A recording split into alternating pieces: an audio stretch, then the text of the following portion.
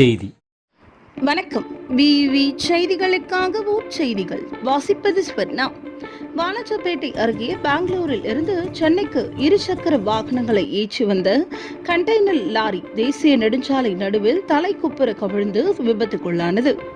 ராணிப்பேட்டை மாவட்டம் வாலாஜாபேட்டை அடுத்த தென்கடப்பனாங்கல் பகுதியில் பெங்களூரில் இருந்து இருசக்கர வாகனங்களை ஏற்றி கொண்டு தேசிய நெடுஞ்சாலையில் சென்னைக்கு சென்று கொண்டிருந்த கண்டெய்னர் லாரி ஒன்று சென்று கொண்டிருந்தது. தென்கடப்பனாங்கல் வளைவு பகுதி அருகே வேகமாக வந்தபோது எதிர்பாராத விதமாக ஓட்டுநரின் கட்டுப்பாட்டை இழந்து சாலையில் நடுவே தலைக்குப்புற கவிழ்ந்து விபத்துக்குள்ளானது. இந்த விபத்தில் வட மாநிலத்தை சேர்ந்த ஓட்டுநர் அதிர்ஷ்டவசமாக சிறு காயங்களுடன் உயிர் தப்பினார். மேலும் இது குறித்து தகவல் அறிந்து சம்பவ இடத்திற்கு வந்த நெடுஞ்சாலை காவல்துறையினர் சாலையின் நடுவே தலைக்குப்புற கவிழ்ந்து கிடந்த விபத்துக்குள்ளான கண்டெய்னர் லாரியை பொக்லைனர் உதவியுடன் அப்புறப்படுத்தும் பணியில் ஈடுபட்டனர். மேலும் இந்த விபத்து காரணமாக வேலூர் சென்னை தேசிய நெடுஞ்சாலையில் சுமார் 1 மணி நேரத்திற்கும் மேலாக போக்குவரத்து பாதிக்கப்பட்டது.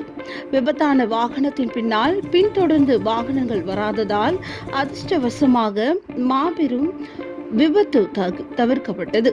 விவி செய்திகளுக்காக விஜய் மற்றும் பாஸ்கர்.